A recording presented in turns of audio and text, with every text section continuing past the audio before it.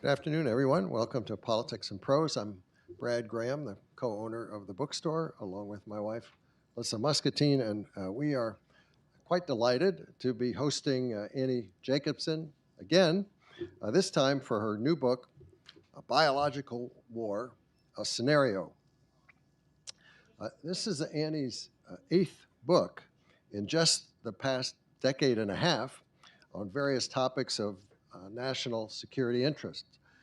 Topics that either have been shrouded in secrecy or mystery or had gone inadequately explored. In 2011, she published Area 51 about the famously shadowy Air Force base in Nevada. In Operation Paperclip, she recounted a secret World War II operation to bring Nazi scientists to America. In The Pentagon's Brain, which was a finalist for the Pulitzer Prize, she told the history of the Pentagon's research agency, DARPA, and that was followed by Phenomenon, about a secret U.S. government effort to investigate extrasensory perception. Then came Surprise, Kill, Vanish, about the CIA's clandestine paramilitary activities. 5 years ago, First Platoon was published about a U.S. Army unit in Afghanistan and the Pentagon's growing biometrics and surveillance program. 2 years ago, Annie made the bestseller list again with Nuclear War, a Scenario. That was a gripping and terrifying account of how a single North Korean missile launch could trigger a global thermonuclear end of the world in just 72 minutes. Now, Annie uses the same storytelling approach in her new book, only this time the cataclysmic event isn't the firing of a nuclear missile. It's an accidental explosion in a research lab in Siberia where genetically modified biological weapons are stored. The explosion is detected by a Pentagon satellite, and alerts flash through military and intelligence channels as officials scramble to determine whether any lethal pathogens actually escaped. In describing the catastrophic global consequences that would result from an unleashed biological warfare agent, Annie draws from both historical archives and interviews with expert contemporary sources, presidential advisors, Defense Department officials, medical doctors, microbiologists, epidemiologists, diplomats, legislators, CIA officers, FEMA officials, and first responders who train for mass casualty events. The book reads like a thriller, detailing how in just 6 days, death, panic, and chaos would spread around the world. It's damn scary, which of course it's intended to be. Annie warns that such germ weapons are advancing faster than the rules that govern them. The point, she writes, is not panic. The point is pressure to demand guardrails, oversight, and accountability before the science outruns our ability to control it. Reading Annie's book makes disturbingly clear the risks we face of not acting fast and effectively enough now. In conversation with Annie will be journalist Shane Harris, who himself has written about national security and intelligence issues for more than 2 decades. Now a staff writer at The Atlantic, Shane previously has reported for the National Journal, Washingtonian, Foreign Policy, Daily Beast, Wall Street Journal, and the Washington Post, where he was part of the team that won the 2022 Pulitzer for Public Service for coverage of the January 6th assault. He's also written 2 books, The Watchers, about America's surveillance state, and At War, about the military internet complex. So please join me in welcoming Annie Jacobsen and Shane Harris.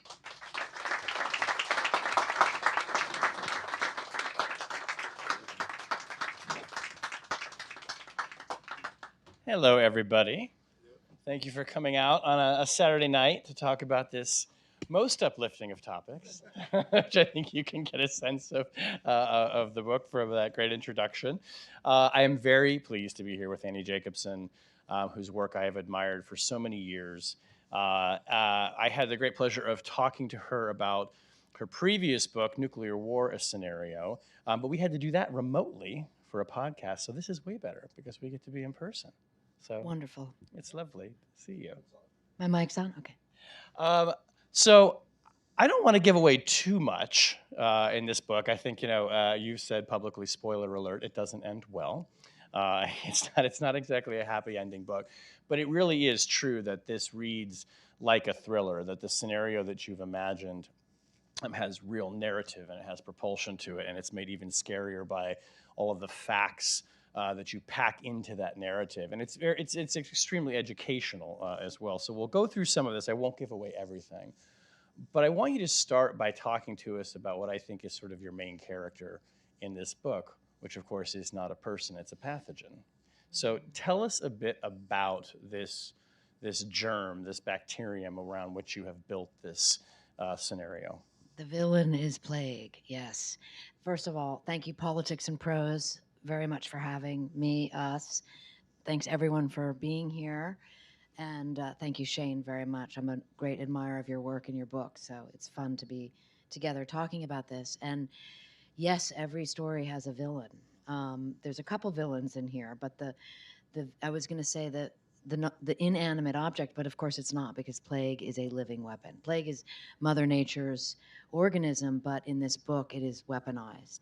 And the reason that that is the villain, like all things in my book, I tie them to either a historical fact, science, Pentagon wargaming, or pandemic planning, or all of the above.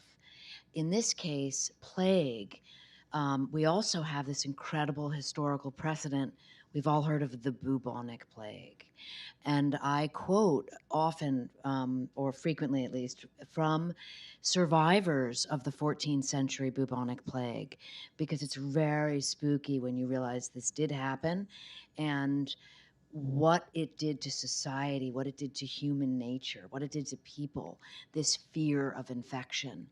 And of course, up until recently, we would have all said plague is a thing of the past because antibiotics defeat Yersinia pestis, which is the bacteria that causes plague.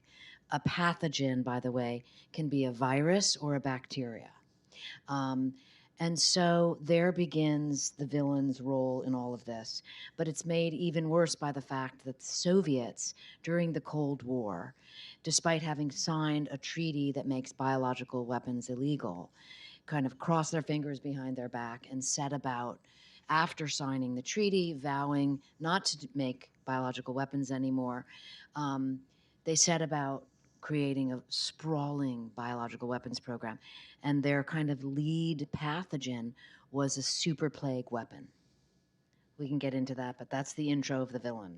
And I want to get into kind of how that happened, because I mean, you walk people through this in the book of how it is that the Soviets and later the Russian government managed to have, the capacity to do this and to keep doing it in violation of treaty. But first, I want to give people a sense of how this virus, or this bacteria spreads. And I know people haven't had dinner yet, so forgive me, but give us a little sense of how it spreads and what it does when it gets inside the human body. Ooh, well, plague is a bubonic plague, which is what we all think of when we think of plague, and it sounds worse. Bubonic plague is transmitted when a flea that's infected with Yersinia pestis bites you, and it will impact your buboes, your lymphs, and that's why it's called bubonic. But pneumonic plague is the plague that I write about in the book, and that's kind of the real scary uncle of bubonic plague, pneumonic being pneumonia. And pneumonic plague has a 100% death rate if you don't get medical countermeasures, antibiotics. And what it does to the body, you can imagine the lungs. The lungs become essentially the transmission factor, and the lungs also become the focus of the death, right? So you have your arteries, and imagine like the lungs are kind of like, I think of them like living, breathing forests. And they begin, as Yersinia pestis attacks it, they begin to disintegrate. And you have a kind of a rotting that happens. And you have bleeding of the lungs. And so people begin coughing up blood, and this is often mistaken for other things like acute alcoholism. It's mistaken for tuberculosis. It's mistaken for other extreme respiratory diseases. And because pneumonic plague infects the body so fast, before anyone knows what is really happening, before diagnostics kick in, you're dead. It's a perfect weapon in many senses to imagine a scenario around. And if you read the opening introduction to the book, you will see her vivid description of what someone's going through this on an airplane. And I found myself, I'm glad I wasn't on an airplane when I read this, because it's pretty visceral. You feel it.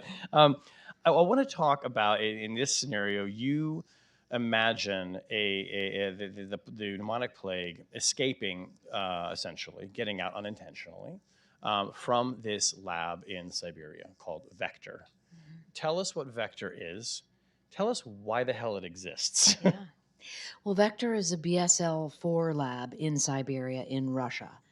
And I think many of us had never heard of BSL-3 or BSL-4 labs before COVID, and they kind of came to the fore at that time because that Biological Weapons Convention treaty I referred to, which all nations signed in 1972, vowing never to make biological weapons, has a tiny carve-out in it, which is that you can work with dangerous pathogens like plague, like Ebola, like smallpox in these labs, provided you're doing it for prophylactic purposes, which is a fancy way of saying trying to make a vaccine, trying to make some kind of a medical countermeasure. And so BSL-4 labs, whereas there used to be just 2 in the United States, there are now 17. There are 110 BSL-4 labs around the world, one of which is in Siberia in Vector. That is the location of the biological weapons program during the Cold War. It's where a number of my sources in the book visited after the wall came down, and Russia vowed to stop making biological weapons and only work on medical countermeasures. But the most recent State Department report, and not just from this administration, but the one before, also confirm that it is believed by the U.S. national security establishment that Russia never got rid of their biological weapons program. They simply absorbed it. And so Vector, it's like, sounds like it should be out of a Marvel movie, right? You know, and yet it's a real lab. And the inciting incident in biological war is an explosion at Vector. And the reason that I did that is because there actually was an explosion at Vector in 2019. Unlike now, the subject matter experts that I worked with told me that when the explosion at Vector happened in 2019, there was immediate, because of course Moscow isn't going to communicate with DC because, it's like back channels are the most important. So, because you learn very quickly in the book that time is of the essence. If you have something dangerous like an explosion at a BSL-4 lab, if you can get right on it, you could stop an outbreak from becoming an epidemic, from becoming a pandemic. In 2019, scientists at Vector still communicated with scientists here at the CDC and at Fort Detrick. But what I'm told is that's all gone, not anymore, raising the stakes of danger. And you mentioned, this explosion of, no pun intended, of BSL-3 and 4 labs in the United States, and there's this kind of sense of it's like they're proliferating. How should we be thinking about what's going on inside American labs? We, as far as we know, are not manufacturing bioweapons, right? Well, this is the big debate that depends on who you're talking to, right? So again, before COVID, this was sort of like people had other things to think about. With COVID, for example, what happened on Capitol Hill the other day with the Fauci hearings, gain of function has come into the zeitgeist. Gain of function is another term for genetic engineering, which is another term for recombinant DNA. That's the original term of the technique. Gain of function is just like it sounds. You are trying to gain function of a pathogen. So you're trying to make it more virulent, more transmissible, to defeat medical countermeasures under the guise of prophylactic. So you're trying to maybe make a weapon so that you can defeat a weapon in the event that an illegal weapon is ever used. You see the catch-22. And so, the subject matter experts that I interviewed for the book, by the way, on both sides of the aisle, said to me, all of them, that they believe that gain of function is a euphemism for biological weapons engineering. Yeah. In gain of function, people remember it came when we all started learning about it during the COVID pandemic, when we understood that there were researchers that were doing gain of function research on different viruses in order ostensibly to try and find vaccines to defeat them more readily. And you kind of show how this is two sides of a coin. At what point, I mean, I would imagine that the U.S. medical establishment insists that this is being done for those purposes, that they're not trying to do it under the guise. But talk a little bit about the risks inherent anytime that you have these pathogens in a laboratory setting. I mean, in your book, there's an explosion, it gets out because it gets into the atmosphere. But give us a sense of just how kind of like full of risks all of these labs are, regardless of what the intention is of the researchers inside them. Well, the risk is pretty clear. It could go out, it could be an explosion. It could go out on someone's sleeve. That's how it was described to me, which means it's not an intentional leak, but it's just, it gets out. And, these experiments also go back. The first famous one was a mousepox experiment in 2001. And originally they were done by scientists and academics with no malintent. In fact, no one even really knew about them until the scientists themselves would write papers and say, look what we did. The mousepox experiment was very interesting because they took mice and they gave it mousepox, which is very similar to smallpox.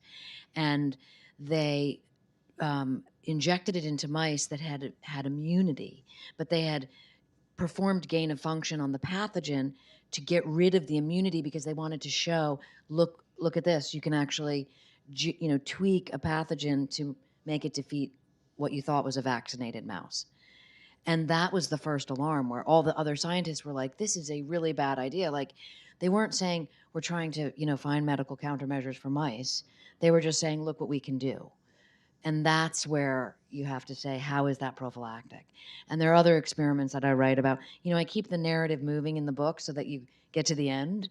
Spoiler alert, dystopian. But I do write these little history lessons throughout to try and give the reader an idea of a very condensed version of some of these very contentious, debated issues. This work really well. There's sort of these little interstitials in the narrative that kind of give you a little bit of the background and the texture, which is helpful. There is a moment in the book where it's early-ish on in the scenario, before millions of people are getting sick and dying. It was a revelation to me, and it felt like a moment that it was where your first book on nuclear weapons was intersecting, where the president and the secretary of defense are contemplating, tell me if I'm getting this wrong, essentially of whether to drop a nuclear weapon on this lab in order to both incinerate everything that's in the lab and everyone nearby who may have been infected but maybe hasn't had a chance to get very far away. Tell us about that. That's one of the history lessons. And, that is, again, based in actual reporting. It's interesting because I actually have the Secretary of Defense telling the team about this idea, and the president doesn't really know about it. And I'm kind of echoing my own book, Nuclear War, where I learned from subject matter experts that the president does not know a lot, particularly about nuclear war, because these plans are kept from him.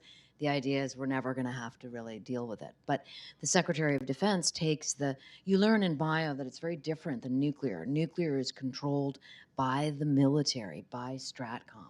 It is very ordered, it is very organized, and it is very fast. You could say it's very efficient.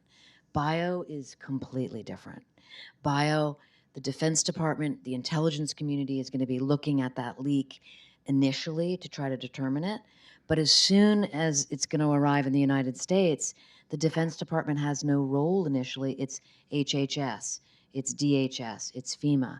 And so I learned from people who are on the national, and it's the National Security Council, kind of trying to organize all of these different bureaucracies to be able to inform the president. And this has really amped up since COVID. And so from subject matter, people who are former National Security Council members, I learned how this principal committee would gather, and that's where the Secretary of Defense would most likely bring up the nuclear option. That's what it's called. And it's based on reporting like at the, right before, like in the late 90s, the idea that terrorists could use biological weapons just became really a big deal. And that's when this idea of dropping a nuclear weapon on a terrorist bioweapons facility preemptively even came to the fore. And the idea was, when some of the generals would say, well, why not just use a lot of 2,000-pound bombs, right? Well, a bomb blast will actually push. This is the kind of science I found really interesting, because once you drill down on this, you're like, whoa. Okay. But the bomb blast will push the germs out into the air. And that's what happens at the explosion vector. Whereas a nuclear flash, because it is so hot, will incinerate all the germs. So we know it was a real option that was revisited in the Bush-Cheney administration after 9/11. And as I report in the book, it's not known now if that still exists as an option. I was told sort of euphemistically it probably does, and it would be called a PED, a Presidential Emergency Action Directive, because we begin to realize when you drill down on these existential threats, the president has such extraordinary power. He can pretty much, there's something there for everything. As I was reading that part of the book, I was remembering the lesson from nuclear war, which is, once the one missile goes off, they're all going off. There's really no way. And so I'm thinking, like, well, if you drop a nuclear weapon on this, like, well, now we're going to have a nuclear war, maybe not a biological war. But it was just kind of a moment. It's a brief moment of madness, kind of early on in the plot, that tells you how out of control this whole scenario really feels, isn't it? Yeah. Yeah. I want to ask too about some news that you make in the book, because you're a number of places where you point out that you found something that hasn't been reported before, which is great. As a journalist, we love scoops, right? And it's a testament to the digging, I think, that you did on this. But do you want to tell us a little bit about, and I remember her well because I wrote about her, a former FBI most wanted terrorist and a plan that she had for rabies. Yes, Afia Siddiqui. She was the first female most wanted terrorist on the FBI list after 9/11. She's an MIT-trained microbiologist, related by marriage to Khalid Sheikh Mohammed, the planner of 9/11. And the reason she was wanted is because she was Al-Qaeda's, one of their biological weapons imaginers. And for the book, I interview this two former top CIA WMD individuals. One who worked long term to kind of try and develop sources to understand who might be developing weapons of mass destruction, biological weapons, nuclear weapons, and the other, that's Jim Lawler, whose name is Mad Dog because he got bitten by rabies, by a rabid dog. And then Ralph Moet Larson was in charge of like actual going after the bad guys with a team. And so from the two of them, I learned about a program where Aifa Siddiqui had in her handbag when she was captured in Afghanistan a number of really suspicious sort of like biological agents. That's all classified what they were.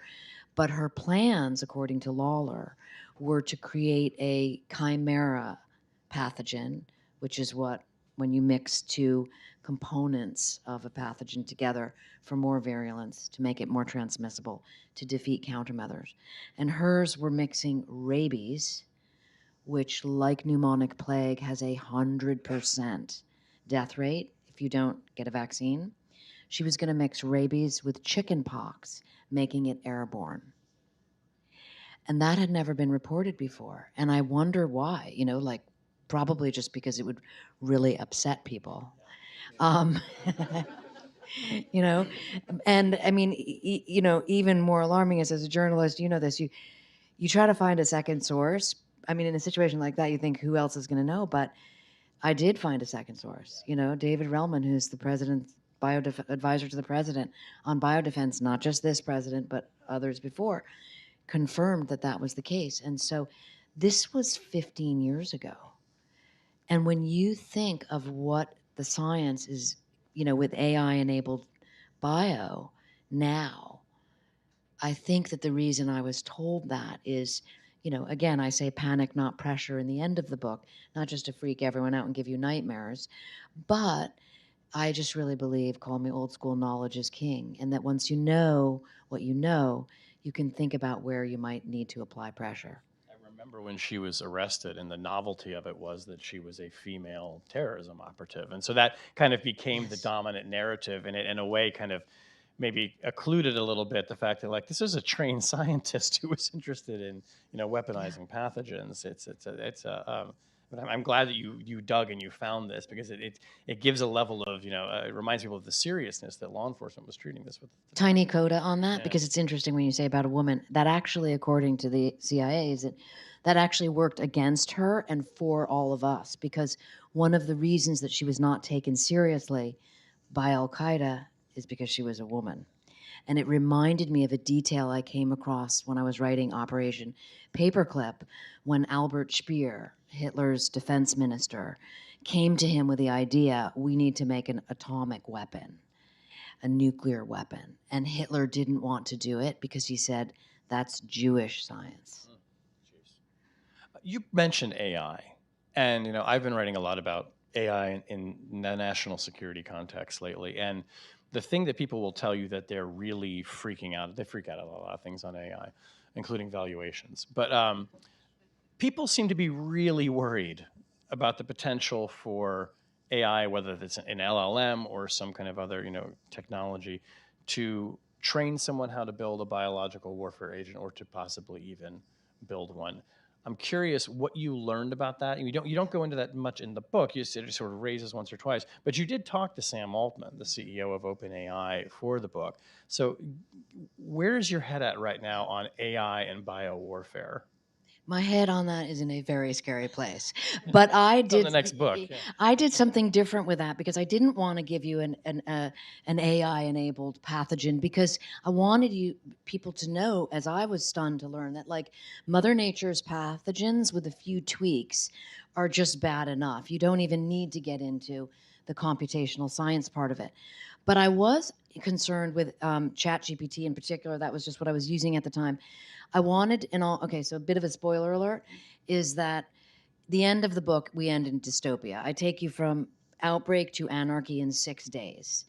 I'm going to set this Sam Altman thing up. Okay, so, but outbreak to anarchy in 6 days. Well, what happens on day 7? I also show you what happens on day 7. One of the things while I was reporting this book is I'm looking at Pentagon war games. I'm talking to people who run Pentagon war games. I'm looking at pandemic planning games. I'm talking to people who run those. They're all either unclassified or declassified. All of them, whatever the pathogen is, they do a whole bunch of different pathogens, take you from their version of outbreak to anarchy, okay? And maybe it's not 6 days, maybe it's 6 weeks, maybe it's 6 months, but it always ends. All of them end at anarchy. They end at anarchy. Anarchy, exercise over. And so I, as a journalist, I'm like, why are we ending the scenario there? Like, what happens? I had a very strong suspicion they knew, they just weren't telling us, which is precisely what the situation was. So lo and behold, I was able to get Obama's former FEMA director, Craig Fugate, to tell me what happens on day 7, which is classified. So there's limited amounts of information. He could tell me and I can tell you, but the name is not declassified because it was leaked, I think, by a Washington Post reporter about 10 years ago. But it's called the Devolution Plan. It's called the Devolution Plan. And after anarchy, you have insurrection. The president declares in the Insurrection Act. The Devolution Plan, a group of pre-selected officials, disappears into a bunch of bunkers, hot sites, warm sites, cold sites, and holds out to basically reconstitute the government. Oh my God. So in between that, the moment where anarchy happens, anarchy and insurrection, the triggering of that, the plot point in all of the scenarios is always the strategic national stockpile gets released and people attack it. We are a Medicines and Yes, sorry, the Strategic National Stockpile is a classified stockpile of medical countermeasures. What we've been talking about, vaccines, antibiotics, et cetera, et cetera. It was released a little bit during the COVID pandemic. There were ventilators in the stockpile. Its locations are classified. Its existence is not. That's what I wanted to know about. Like, wait a minute. So that's the break point that people attack the Strategic National Stockpile and anarchy breaks out. And so I wanted to see if I could make ChatGPT tell me where the Strategic National Stockpile closest to my house in Los Angeles was located, which I did, which is not a good thing. And I didn't at just first say it kind of resisted, but you eventually talked it, ChatGPT into it, right? It did. If it was like, that's classified, I can't tell you. I mean, you can try it yourself. They will. Yeah. No, but that's what ChatGPT said. Well, I was a little more forceful than you can tell me. I used, you and I know that you have, if you're a reporter, you have like a million acronyms, and you can really bait, at least I was able to bait ChatGPT into, kind of a contest with me. And you also, if you tell ChatGPT it's not very smart, I have found it gets very upset. And I did that repeatedly, and then I was taking notes, because if you ask ChatGPT, if you give it a lot of nomenclature, you can see it says, I'm reading this, and it's going like this, and I'm writing it all down. And then essentially, it gave me the location, which happened to have been put online by a bureaucrat about 7 years ago, buried in an earthquake manual, like on page 434. And so that's when I told colleagues who knew Sam. They said, Sam wants to have a conversation with you about it. I told him, we talked about it. And then he said, he asked me how I knew it was the stockpile. And I explained to him that the facility has a perimeter around it, really doubled high perimeter, and that it has a rail line that goes in but doesn't come out. So you bring the drugs in, and then that's it. And that information disappeared. So they removed that information. But my point of all of that, and why, to loop around, that was a long-winded explanation of your question, but why AI-enabled bio is so scary is not just the obvious, like recipe for a biological agent, but rather all of these other secondary effects, which I'm sure now I'm giving a bunch of people ideas about what they might want to ask it to do. And the point is that the 6 CEOs of the AI companies don't know what they don't know.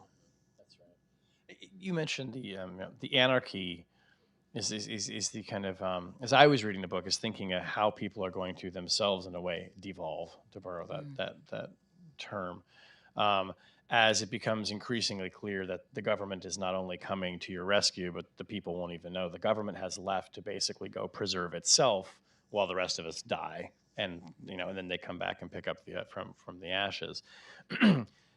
I could easily imagine myself trying to find that stockpile and doing whatever it took to get it. And I'm curious, as you were writing this, did you find some of these reporters were trained to put ourselves outside the narrative, but I mean, did you find yourself asking, like, what would I be prepared to do to save my family, to get the medicine? Absolutely. I think you have to. That is human nature. That is human nature. And, I interviewed Tom Daschle, former Senate Majority Leader, who himself was the subject of the anthrax attacks. And he's dedicated decades working on this issue because he's seriously concerned about it. I mean, it's personal for him. And he was telling me in our interview, like, how nightmarish biological war would be. And the quote that he actually said, which made me, he said, people will do inhuman things just to survive. And that's coming from a senator, like, with a nice suit on, and that's very honest. And it's important that he was that candid with me, because it also allowed, at least it was for me, because it allowed me to do precisely what you are saying. There's comes a point when you're talking about global catastrophic risks, the time in which we are in, where it's like, maybe it's time to take the reporter's objectivity off and go one more, at least for me, go one more degree of human, right? Which is, if this is what people, including me, would be willing to do to survive, let's really make sure we're never in that situation. And that's where the pressure comes in. Because if there have been billions and billions and billions, and then add about 6 more billions of dollars spent, certainly since 9/11, on biodefense. Those are programs we haven't even gotten into, which are right up your alley. Biosurveillance programs, bioprotection programs, the biological military industrial complex that has sprouted up since the anthrax attacks, which the FBI never solved. Thank you very much.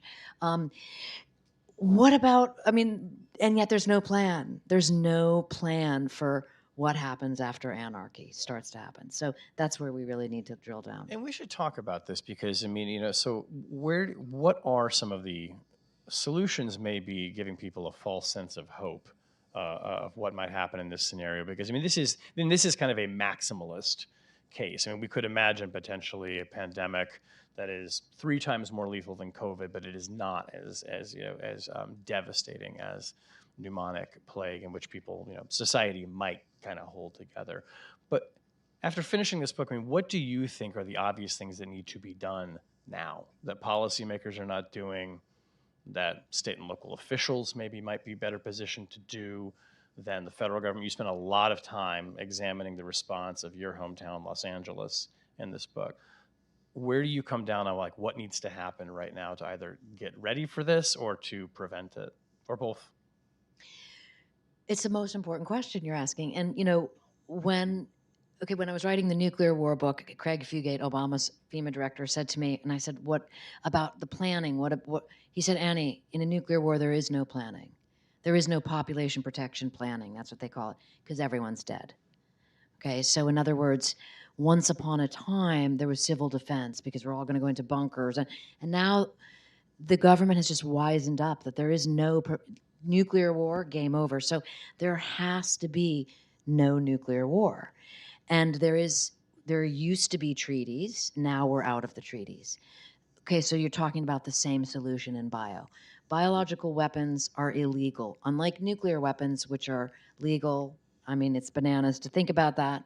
They're illegal to the people, the 5 nations who have them. No one else is supposed to get them. You can look at the headlines today.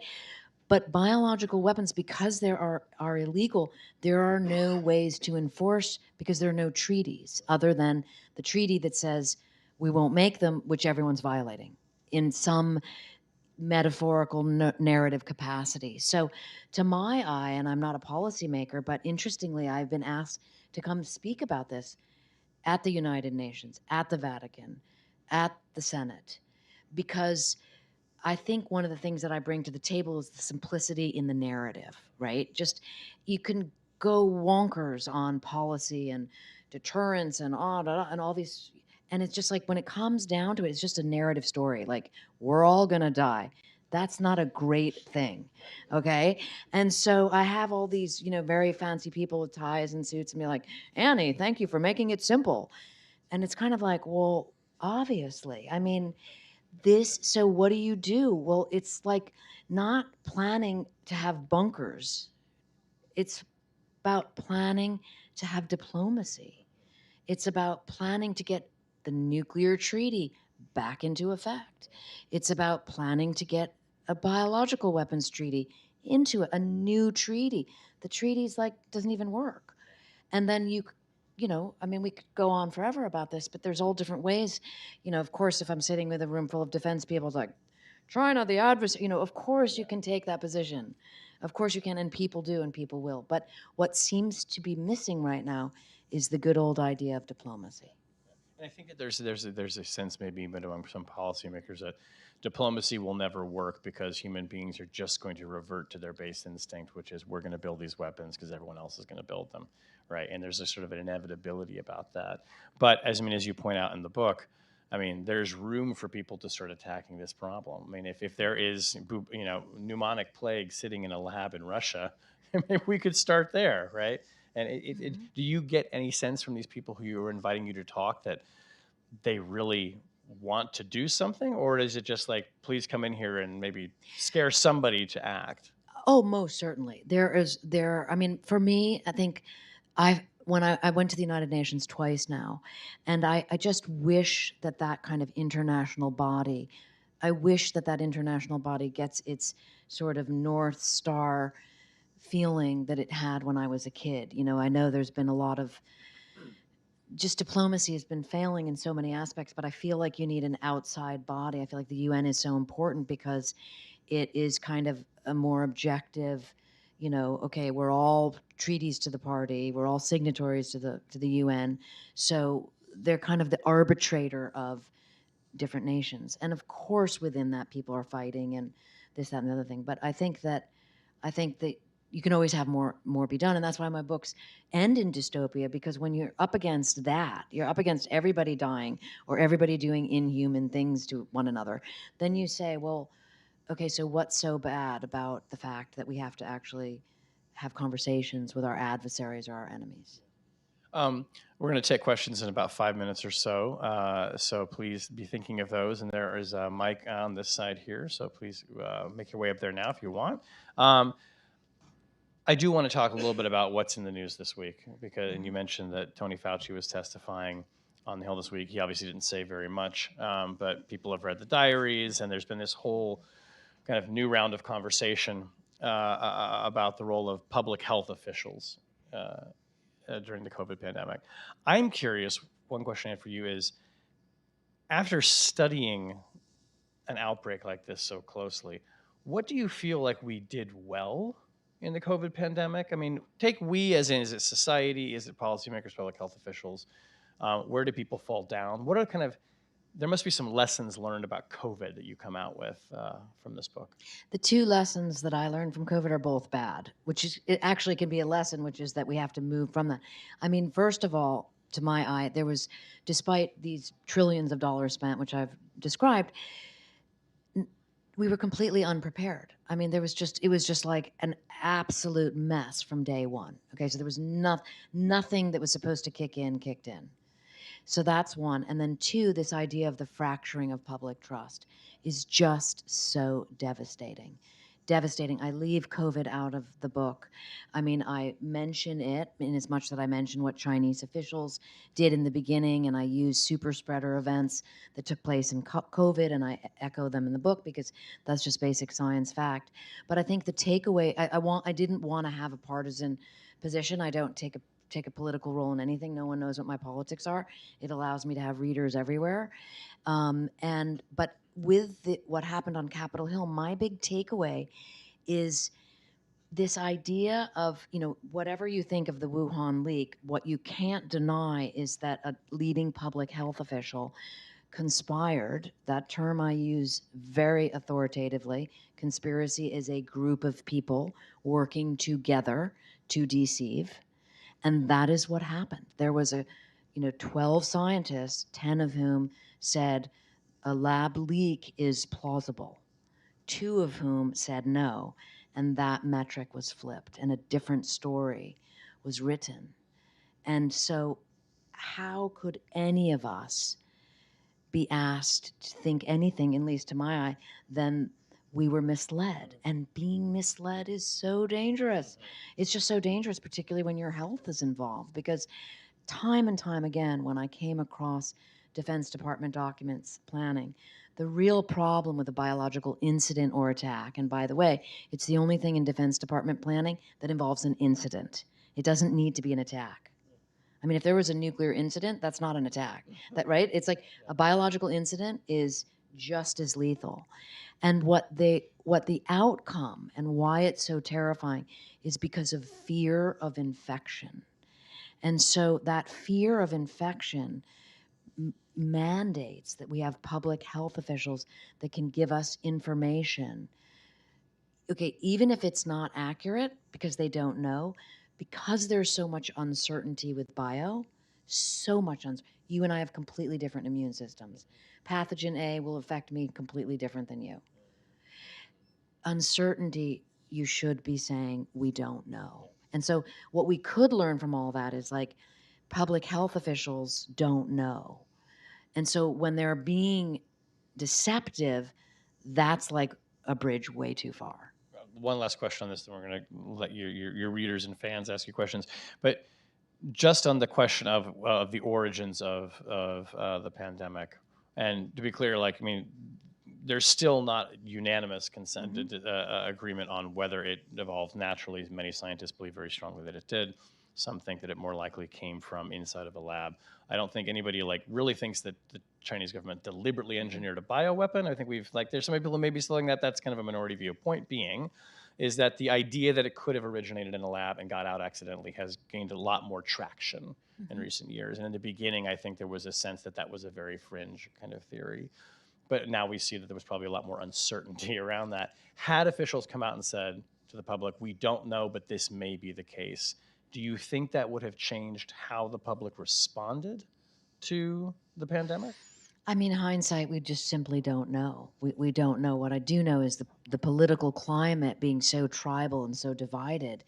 I would probably say something similarly divisive would have happened, right? So, but I think the lesson from COVID, what I was trying to say is that we would, okay, so if hopefully if you read the book and you're like, okay, this is like, we have to move forward in a way in which a pandemic doesn't happen again, because not only do we know it could happen, but we also, there is so much mistrust. Yeah. How do you rebuild that trust? Yeah.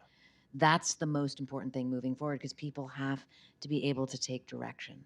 They have to. Otherwise, it's every man for himself. That's right. Yeah. Public trust and credibility in the authorities is a huge pillar in any effective It's an response. absolute pillar. Yeah. It's like 4 legs of a table. Yeah, that's right. Yeah. Please, sir. Hi, Annie. Thank you very much.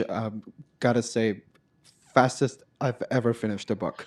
I read it already. It just published the other day. Thank you. Yeah, I finished it last night. I couldn't put it down. My question, it echoes something that you've mentioned, and I've heard you speak about it before, how you try your best to, and you've asked not to look at the characters that you write and play certain politicians from like this administration, like this SecDef, this president. But this book, you've also made a deliberate effort. You mentioned Gavin Newsom as California governor. You mentioned Alex Jones, the YouTuber that kind of sets off a spark. And I was wondering what made you gravitate more towards this more personalization of these characters rather than like a nuclear war when it was just abstract. And maybe if we're looking at a possible chemical war, cyber war, whatever it is you're going to be running on next to make me lose sleep for a few weeks, would you want to go even more personalized, or would you prefer to take it back to like official A, official B? Thanks for the question. I mean, in this book, I refer to a couple different politicians by name because it ties, for me, in terms of plot points, 2 very important points I was making, which has to do with emergency planning.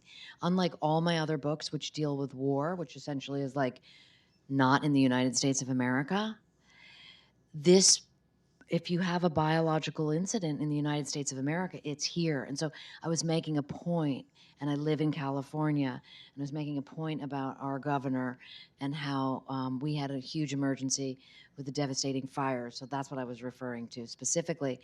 And I also refer to others on the other side of the aisle. But thanks for pointing out that that was a new area for me to get into. And I'm fascinated that you found that so interesting. Yeah, specifically the YouTuber monologue was like, you could put it on a movie screen and you could see it just as well. But thank you. Thank you. I did get the feeling, too, that maybe you wish Gavin Newsom wasn't podcasting so much. That's what it came down to. That's exactly what it came down to. That feels like an uncontroversial He position. had a podcast. He should be running the state. Yeah, Full exactly. stop. Yeah. Period. Yeah, agreed. Hard I will agree. tell him that, you know.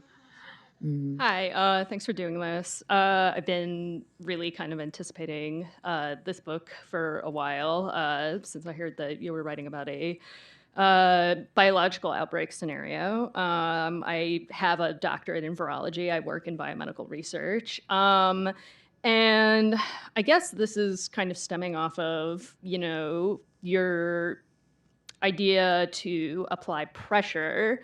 One of the things that I think the academic and the research community really failed at during the COVID pandemic was, putting themselves out there in order to allay people's fears and try to do the best they can to inform people about here's how this virus works, here's what we're doing to try and figure it out, here's how our efforts at making a vaccine work, et cetera, et cetera. But like as as like a scientist who's otherwise in the lab, like 9 or 10 hours a day, like what else is there anything else I can do? Like what else can I do to apply that sort of pressure? As a scientist, I mean, I think, so much happens like in your family, in your tribe, in your community, and then there's the government. And, information, as I said earlier, I think information is king. So it's like But there's also now this distrust of the expertise. I mean, Yeah. like, my dad will think like just because he found one paper Yeah. that said something that he knows better than I do about my field of study. And the fact of the matter is, like, getting a advanced degree doesn't just involve learning the Yeah. basic knowledge. It's also learning how to think critically, how to, assess these sources. How did they answer these questions? Do they answer these questions in the way that they're saying they answer these questions? So that's the little trick I'll give you, and then is stop like I have a phrase of like, stop trying to tell people things that don't want to listen to me.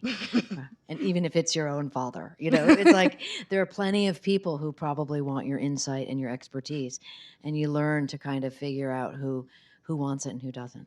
Thanks for the question. Yep, thank you. Please. Hello, thank you so much for coming in and talking to us. My question's actually about that, pressure not panic thing, because on the 20th, the Trump administration put out a new policy cutting federal funding to dangerous gain-of-function research. So my question is kind of simple, is what pressure would you like to see put on them next? And do you actually see that as something beneficial that could help prevent future outbreaks? Great question. And also, interestingly, it was President Obama who originally stopped dangerous gain of function research early in his administration. So it's certainly not a political issue. It's just some would say it's an issue of common sense. Some would say it's an issue of, a host of other adjectives. But I think that the most pressure that can be applied is like pulling back from the divisive nature of any subject and kind of trying to look at it a little bit more like in the case of gain of function policy. So in this regard, I think it is a good thing that the current president is putting a moratorium on that. All right, perfect, thank you so much. Thank you. Hi, thank you so much. That was really interesting and impressive. And because many of us here live in Washington, D.C., we have our own perspective on this. And it's about some of the trends that have happened since COVID, and particularly with this administration. There's been what we have personally witnessed, because we know many people who worked at NIH, who worked at CDC, who have worked in diplomacy. And all of these areas have been, decimated in relative to the way they were during the pandemic of COVID. We have fewer people who work in those organizations. We have fewer resources. We have fewer commitments. There's not only less trust, there's no there. And so how do we amp this up for future challenges? And also with respect to the way stockpiles or scarce resources are accessed with the unbelievable corruption and the rise of the plutocrats and their yachts. And I'm sure they're building bunkers. And I'm sure they will have access to information that is given because there's been demonstrated financial advantages to having large amounts of money and access to the political leaders. Then, wait, I'll Let's finish. find a question in this, please. Yeah. Okay. How do we proceed? Thank you. And Well, I don't write about politics because I always just find it's just ebbs and flows. And so the people that I interview in the book, you'll see actually have different affiliations and have worked across multiple administrations. And the real dedicated public health servants, I believe, and I am an eternal optimist, they're in it for the long run. So they, they're maybe they don't have an actual position right now because they're, involved with the other administration, but they will in the future. And in the meantime, they work at think tanks and they're pushing the ball forward that way. But that's why I'm an eternal optimist. But thank you for the question. If I could weigh in on one piece of that, I mean, I think that I think it's going to become a point of debate, perhaps in the presidential campaign in 2028, is would you support reestablishing all those positions, right, and putting them back in place? And then the question is, would anybody who got fired or got doged be willing to come back and work in the government again? It's very easy to destroy. It's very hard to build back. Well said. Yes. Thank you. Hi, thank you for coming here and talking to us today. I'm curious, as someone who's written both about the risks of nuclear warfare and biological warfare, how do you assess the relative existential risk of both of those? If you were given, a pot of money that's enough to help out with one but not both, which one would you put it towards? It is a great question. I mean, they're both such horrific existential threats, and I think it's fascinating, and especially because you're a younger person, that, and I'm an older person, and so these threats were perceived to be a thing of the past, and now here they are again, and people your age are really confronting them, and so for that reason, I see them entwined. Like, nuclear has a policy; it's called deterrence. I show in the book what would happen if deterrence fails. So just because something has one has a policy, one doesn't essentially have a policy, or rather a treaty.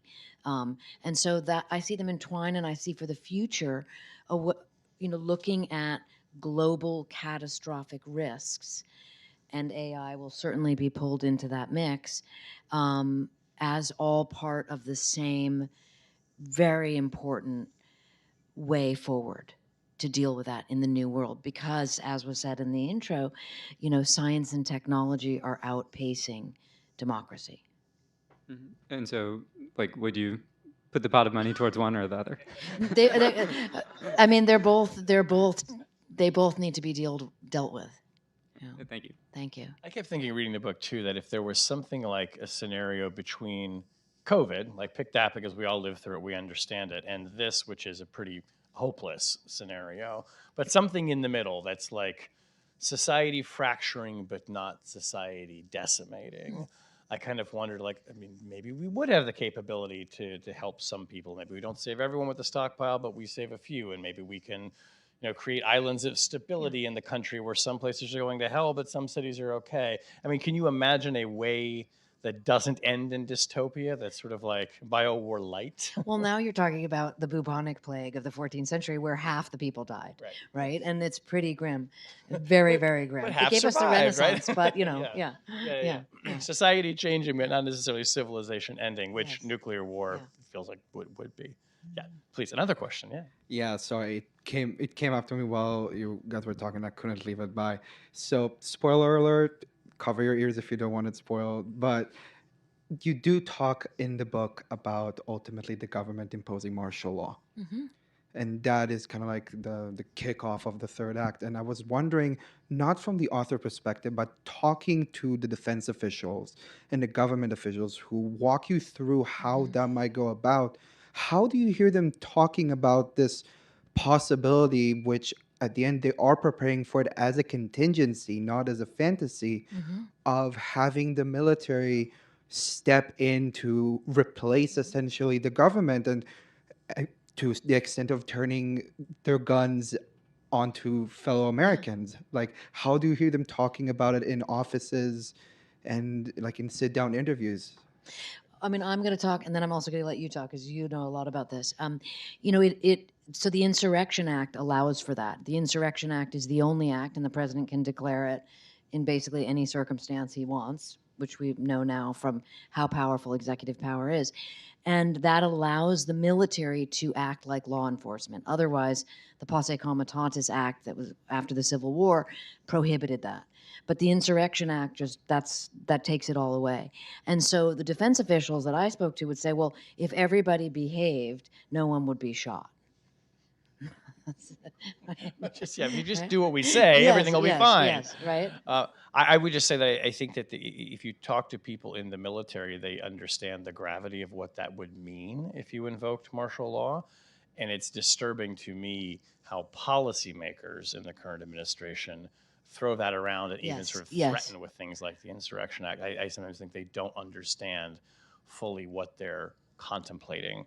And I imagine that people in the military take it far more seriously and are much more sober about it often than the political leadership. And I'm going to echo that. When we had, riots in Los Angeles recently, that term was thrown around by the Defense Department, and it was just shocking to hear that, because it really is a last resort. And it shouldn't be something that's kind of the boy who cried wolf. You do martial law, and we're kind of admitting that the republic has failed. Yeah. And it's and I think it's kind of like when you talk to people in the military, they're the first ones that will tell you how we should be staying out of war. Yeah. Right? It's usually the policymakers that are so quick to want to go into it because they've never fought one. Which, by the way, is why in my book I call it the Department of Defense, and I will continue to call it the Department of Defense until Congress changes the name, because that's its name. It's supposed to be for defense. Okay, last question briefly, because we're at time. Okay, I really don't. Probably a boring question. I'm really kind of curious about your process in looking within the scientific literature when devising the pathogen that you came up with for this scenario. Again, this is kind of a spoiler, so sorry. But in a way, one of the things that makes your hypothesized pathogen very dangerous is not just that it's pneumonic plague, but the fact that it's had additional genes inserted from, I think, encephalitis. Yeah, Venezuelan equine encephalitis, or maybe JEV, I'm not sure. Anyway, and it's under control. The expression of those viral genes is under control of an antibiotic-inducible promoter. I think that requires making a lot of leaps in deduction to, be kind of feasible. And at least in my mind, bacteriology isn't my field, but there are a lot more, potential scenarios that have a much greater kind of grounding in the scientific literature for lack thereof. So I'm just curious about your process in doing that initial the pathogen research. I chose very specifically is tied to science. So I interviewed Dr. Henry Hine, who is one of the world's experts in plague. And he was at USAMRIID, which is Fort Detrick. It's the only BSL-4 lab that the Defense Department runs. And it was Dr. Hine who took me through the reality that pathogen is real. And not only that, it's even more horrifying because 45 years ago, it's precisely what the Soviets were working on. Imagine what genetic modification was like then. So the Soviet defector scientists created a pathogen that had what's called a booby trap weapon. So not only did it defeat the medical countermeasure, antibiotics, but it would actually, when you took antibiotics, it would trigger encephalitis, this horrific brain disease that you essentially, your brain, you twirl in circles and you die. But the reason the Soviet defector science said was that they hated the Americans so much in the Cold War that they wanted the last thought on a person's that thought they were dying of plague and then thought they would be cured by the antibiotic, that their last thought would be, my government failed me and I can't trust science. So that is very much a metaphor about what we have been talking about today. It's a resonant choice of pathogens, politically speaking, too. Yeah. Yes. Annie Jacobsen, you're great. Thank you for doing this. Thank you so much. Thank you all for coming. Enjoy the book, learn from it, tell your friends, call your congressman.